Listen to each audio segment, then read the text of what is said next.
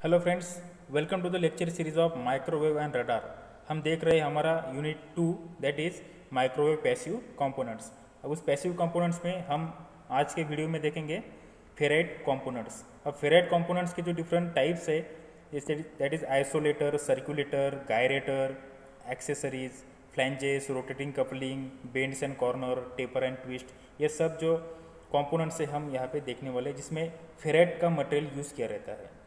So next, first of all we will see isolator. अब isolator मतलब उसके नाम में ही उसका मीनिंग है। आइसोलेटर का मतलब होता है जो आइसोलेट करता है।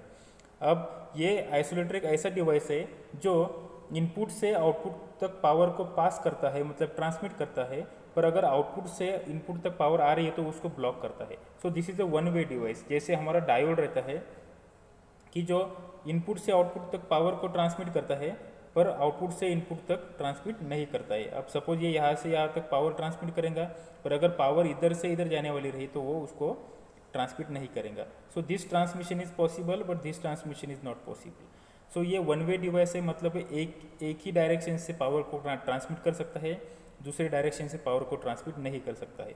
अब ये कहाँ यूज़ करते हैं तो उसको यूज़ करते हैं माइक्रोवेव टेस्ट बेंच में। जैसे अगर सपोज कोई सोर्स है जो सोर्स माइक्रोवेव एनर्जी को जनरेट कर रहा है, तो उस माइक्रोवेव सिग्नल को जब जनरेट करता है तो सोर्स से लेके ट्रांसमीटर तक, मतलब सोर्स से अगर कोई सिग्नल सोर्स ने जनरेट किया तो वो अगर जब लोड तक जाता है तो सोर्स और लोड के बीच में हम आइसोलेटर को कनेक्ट करते हैं। आप यहाँ पे देख सकते हो ये माइक्रोवेव सोर्स है, हमारा माइक्रोवेव सोर्स जो माइक्रोवेव एनर्जी को जनरेट कर रहा है, और ये हमारा लोड है, मतलब उस लोड तक हमारा माइक्रोवेव सिग्नल ट्रांसमिट होने वाला है। तो ये आइसोलेटर माइक्रोवेव सोर्स और लोड के बीच में कभी भी कनेक्ट करते हैं। तो जब माइक्रोवेव सोर्स से कोई सिग्नल जनरेट होता है तो आइसोलेटर उसको पास करता है लोड तक, पर अगर लोड से कुछ, अगर लोड की मिसमैचिंग है सपोज, तो लोड के मिसमैचिंग की वजह से कुछ पावर बैक आ सकता है, मतलब वापस आ सकता है। तो आइसोलेटर उस वापस आने वाले पावर को ट्रांसमिट नहीं करता है, पास नहीं करता है, तो उसकी वजह से हमारा जो सोर्स है वो सोर्स को प्रोटेक्शन मिलता है। तो this is a very important application of this isolator. So it is a two-port device, provides very small attenuation for transmission of signal from port 1 to port 2 and vice versa. So ये जो it is a two-port device that provides very small attenuation for transmission of signal from port 1 to port 2. Port 1 से port 2 तक signal transmit करने के लिए बहुत ही कम attenuation offer करता है, मतलब रेजिस्टिविटी कम होती है, इसलिए इजीली सिग्नल पास होता है पोर्ट 1 से पोर्ट 2 तक। और अगर पोर्ट 2 से पोर्ट 1 में अगर सिग्नल ट्रांसमिट करना है तो ये हाई रिएक्टेंस ऑफर करता है और वो सिग्नल पास नहीं होता है। सो ये सिर्फ वन वे ही सिग्नल को पास करता है, मतलब माइक्रोवेव सोर्स से लोड तक अगर लोड से कुछ सिग्नल बैक आ रहा है, मतलब वापस आ रहा है, तो वो उस सिग्नल को सोर्स तक जाने नहीं देता, मतलब उसको ब्लॉक करता है। सो आइसोलेटर की वजह से हमारा माइक्रोवेव जो सोर्स है वो सोर्स को प्रोटेक्शन मिलता है। The output amplitude and frequency of microwave signal tends to fluctuate due to mismatch of generator output and load that results reflected wave from load। जैसा आपको पहले बताया मैंने कि जब लोड का जो इम्पेडेंस होता है वो इम्पेडेंस में अगर कुछ मिसमैच होता है तो उसकी वजह से सोर्स ने जो इन पर सोर्स ने जो सिग्नल ट्रांसमिट किया रहता है उस सिग्नल को लोड वापस भेजता है, मतलब कुछ पावर बैक आती है सोर्स की तरफ, तो उसकी वजह से सोर्स लोडिंग होता है। सोर्स लोडिंग की वजह से सोर्स डैमेज होने का भी डेंजर रहता है, इसलिए हम आइसोलेटर यूज़ करते हैं।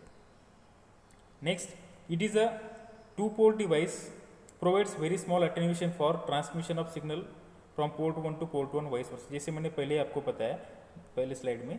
नेक्स्ट है to reduce instability in microwave generator due to reflected wave, isolator is inserted between source and load।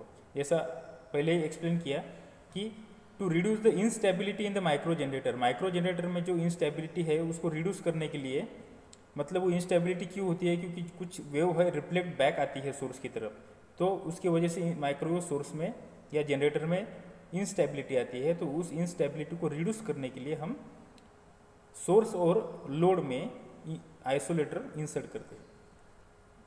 सो ये जो डायग्राम है ये आइसोलेटर की डायग्राम है। Isolator uses 45 degree twisted rectangular waveguide and 45 degree Faraday rotation ferrite rod, a resistive card place along the dimension larger dimension of rectangular waveguide. Resistive card absorb any wave which is parallel to its plane. अब इसमें आप देख सकते हो ये एक twister है। Twister में मतलब यहाँ पे पोर्ट 1 आप देख रहे हैं, ये पोर्ट 1 जिसमें हम हमारी जो माइक्रोवेव एनर्जी है वो इंसर्ट कर रहे हैं और उसको 45 डिग्री से ट्विस्ट किया। यहाँ पे आप देख सकते हैं it is twisted by 45 degree. और 45 डिग्री ट्विस्ट करने के बाद यहाँ पे जो वेवगाइड है वो वेवगाइड भी 45 डिग्री का ट्विस्ट यहाँ पे वेव को देता है। जो ट्विस्ट यहाँ पे मिलता है उसके अपोजिट ट्विस्ट यहाँ पे मिलता है और ये पोर्ट 2 से हम हमारा सिग्नल रिसीव करते हैं। अब आप देख सकते हैं यहाँ पे ये आइसोलेटर सिर्फ या इस साइड से इस साइड पे ही सिग्नल ट्रांसमिट करेगा और अपोजिट साइड में ट्रांसमिशन नहीं होगा। अब देखो जब सिग्नल ट्रांसमिट होता है तो ये रेजिस्टिव कार्ड एक ऐसा कार्ड रहता है जो अगर माइक्रोवेव सिग्नल है हमारा, उस माइक्रोवेव सिग्नल का जो प्लेन है वो रेजिस्टिव कार्ड को अगर सपोज पैरेलल है तो उस वेव को वो एब्जर्व कर लेता है और वो वेव वहाँ पे फिनिश होती है या उसका कन्वर्शन हीट में होता है। तो ये जो माइक्रोवेव एनर्जी है उस माइक्रोवेव एनर्जी को जो एनर्जी वो रजिस्टर कार्ड को पैरेलल नहीं है तो परपेंडिकुलर है और परपेंडिकुलर है तो इसलिए ये जो वेव है वो पास होगी। पास होने के बाद उसको 45 डिग्री ट्विस्ट करेंगे। 45 डिग्री सपोज क्लॉकवाइज ट्विस्ट किया तो यहाँ पे एंटी क्लॉकवाइज ट्विस्ट करेंगे तो मतलब वो वेव जैसी भेजी थी वैसे ही बाहर आएंगी और यहाँ पे जो कार्ड लगा हुआ है रेजिस्टिव कार्ड फिर से ये जो हमारी वेव है उस रेजिस्टिव कार्ड को परपेंडिकुलर रहेंगी और हमारी वेव एब्जॉर्ब नहीं होंगी और हमारी जो वेव है वो एज इट इज़ पोर्ट 2 के आउटपुट में मिलेंगी।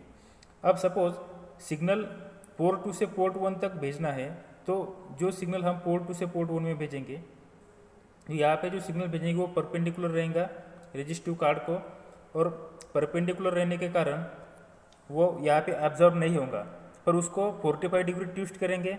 45 डिग्री ट्विस्ट करने के बाद यहाँ पे फिर से 45 डिग्री ट्विस्ट होने वाला है तो 45 डिग्री प्लस 45 डिग्री ट्विस्ट होने के कारण वो जो सिग्नल है वो सिग्नल ये जो रेजिस्टिव कार्ड है इस रेजिस्टिव कार्ड को पैरेलल होता है और पैरेलल होने के कारण वो वहाँ पे एब्जॉर्ब होता है और एब्जॉर्ब होने के कारण वो पोर्ट 1 से हमें आउटपुट नहीं मिलता है। मतलब वो जो वेव है वो वेव पूरी हीट में कन्वर्ट हो जाती है।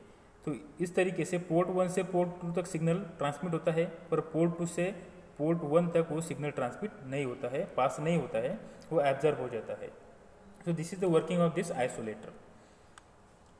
और नेक्स्ट जो हमारा टॉपिक है सर्कुलेटर वो हम नेक्स्ट वीडियो में देखेंगे। So thank you.